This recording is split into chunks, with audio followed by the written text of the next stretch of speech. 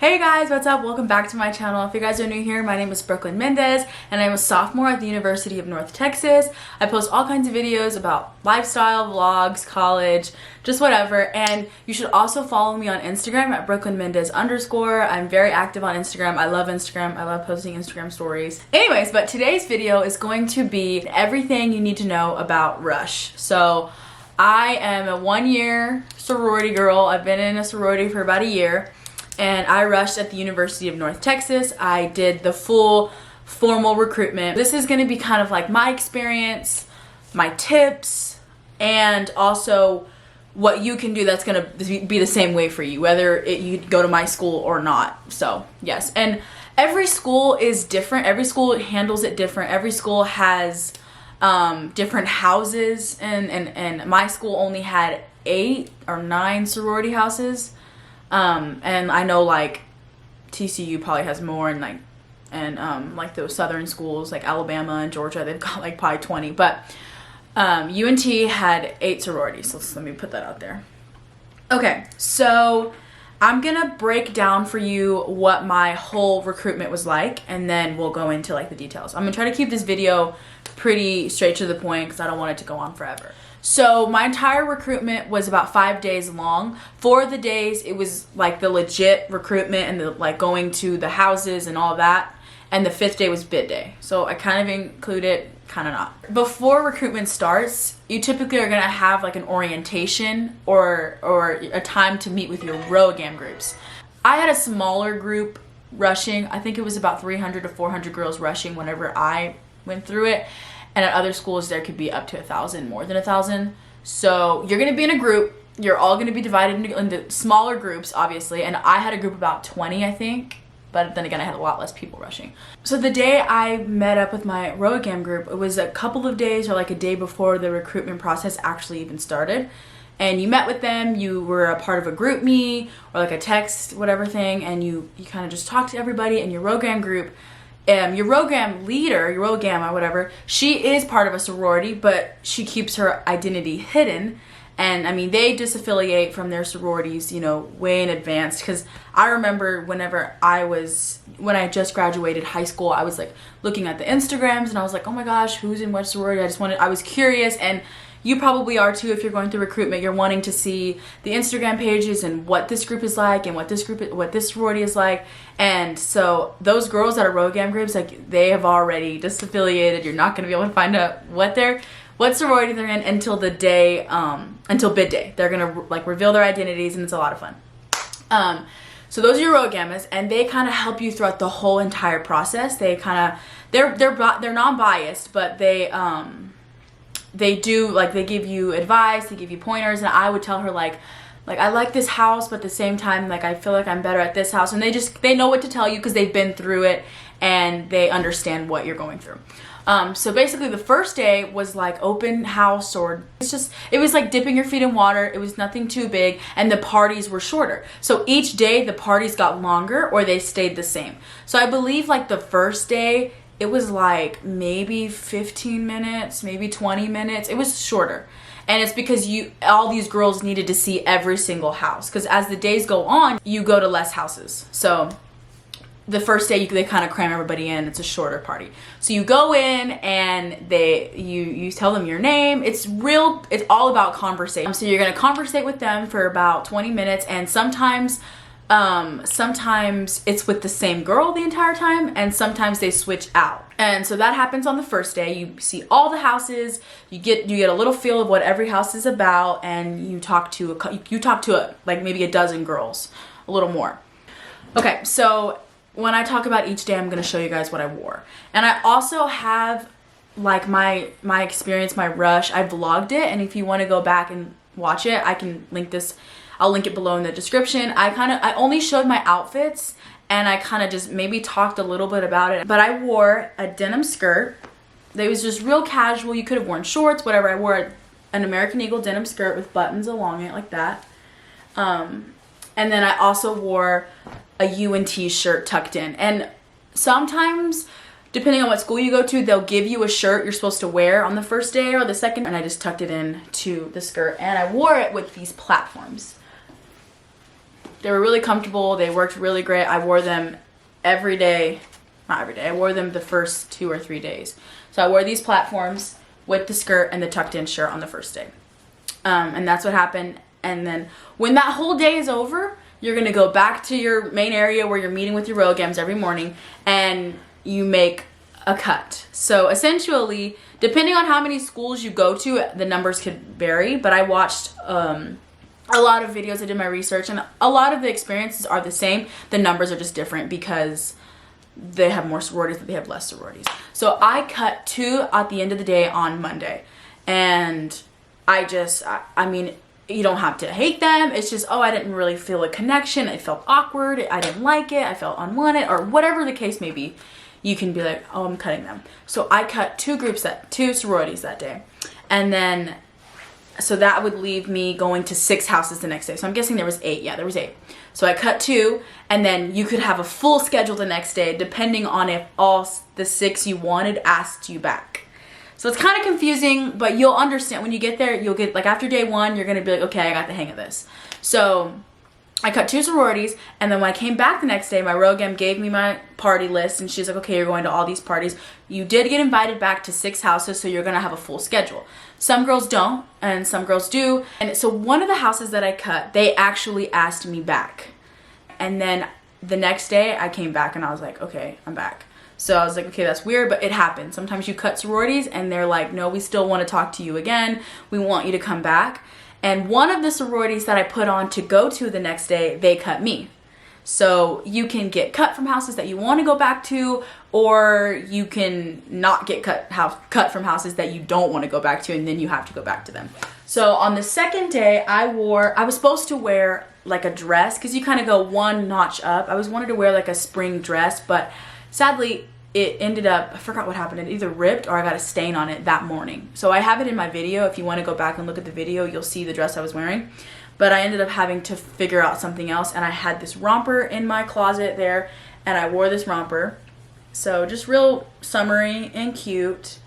And it has a little V at front. It was really cute, real appropriate. And so I wore that the second day along with the platforms again, which you already saw them. Boom. And on that day, you either had a full schedule or you had a half schedule or whatever. And also you are eating lunch. And there are water and snacks at the stations. And sometimes your ROGAM has snacks, and they have water outside of every house because it is boiling hot, especially if you're rushing in the South or from Texas. That day, the parties got longer. So instead of being there for like 20, 30 minutes, I was there for 45 minutes. So they got longer, and you talked more. And so if I'm correct, I think on the second day, we got to look at their houses. Yes. On the second day, it was like house tours. So you would go in and you talk again, conversate again, and then you got a tour of their house. A girl would show you around their house, and you'd be like, oh my gosh, and you'd get to learn stuff about their house, and you would learn, like, you got to see the rooms. Like, there was rooms that were open, and you got to go in and look and see what they were set up like if you wanted to live in the house. So that was really interesting. And so it was like half talking, and then half you were like touring the house. And then when that was over, you went home, you went back to your main area with your ROGAM, and you cut 2 more houses. So I went from visiting 6 houses that day to cutting 2 more. And then those 2 that I cut, I believe I cut them and I didn't get asked back.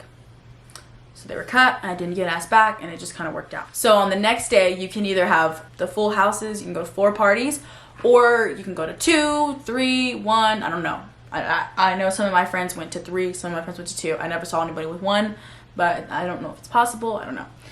So I went to 4 houses, and that day is Philanthropy Day. And you learned about their philanthropy, you learned about all of our like fundraising events and charity events, where the money goes to, and you just learn a lot about it. And so I'm a part of Alpha Phi, and our philanthropy is women's heart health and our Alpha Phi Foundation. So it kind of goes hand in hand. I ended up wearing a romper again because I had planned that I was going to wear a romper the 3rd day, but it didn't happen that way because I had to wear it. It didn't happen that way because I had to wear a romper the 2nd day too. But I wore this really cute red romper, and it has a little tie right here. And I'm going to insert I'm gonna insert pictures, hopefully, of me wearing them, and if I don't, you have that video to go look at and see me having them on. And then I also wore it again with the platforms. And I wore simple jewelry. Oh, I completely forgot. Okay. So every single day I wore this bracelet, and it's just real cute, dainty, chill. And then I also wore like tassel earrings with the red romper. And then I also wore like, I had another pair of orange ones that I wore with the first romper. And then I wore white ones with that one. And on the first day, I think I wore, on the first day with my shirt tucked in, I think I wore these as well. Kept it real simple, and I wore like necklaces with like a little bee on them or something like that. Real simple. I had my nails done, I curled my hair, did makeup. You know, you can look at the video and see what I had on. Literally, it'll show everything. And then that night I went home and I keep saying home. That night I went back to the main area and I cut 2 more houses. So that was a hard cut for me because I remember thinking like, oh my goodness, I don't remember anything. Oh yeah, that's the other thing I was gonna say. I'm sorry. So on my phone after each house, I had notes I made notes after each house. So I said, oh, you know, their philanthropy was this, really loved their philanthropy, really loved the girls, or the house was pretty, or I felt wanted, I didn't feel out of place, the conversations were easy, or I would write, I didn't like this house, I felt awkward, the conversations were bad, one girl was being this way with me, whatever the case may be, because you're gonna forget. At the end of the day, you're gonna be like, was that Zeta, was that Kyle? You're gonna forget which house you were at. You're gonna be like, what were they even doing? So make sure you take notes, whether on a notepad or on your phone. Definitely take notes. So then I went back to the main area, cut 2 more houses, and that was a pretty hard cut. I was like, ugh, I feel so bad. I really like this house, but there's this house, it's just, so you'll understand when you get there. And then the next day was preference night. So that day we didn't have to meet until later that evening, because it was not later that evening. We didn't have to meet till later in the day. And I wore a red romper, and that night is formal, so you wear a dress and you wear high heels, or you wear a romper, like a jumpsuit. I didn't wear a romper, I'm sorry. I wore a jumpsuit, a long red jumpsuit, and I cannot find it right now. I don't know where it's at, but it would have been hard to show you anyways, so definitely go look at that video. I have it on. And I wanted to show you that I wore these black heels with them. I wore these to prom, and I wore these with that red jumpsuit. They hurt, but I mean, they were fine. And you only went to 2 houses that day.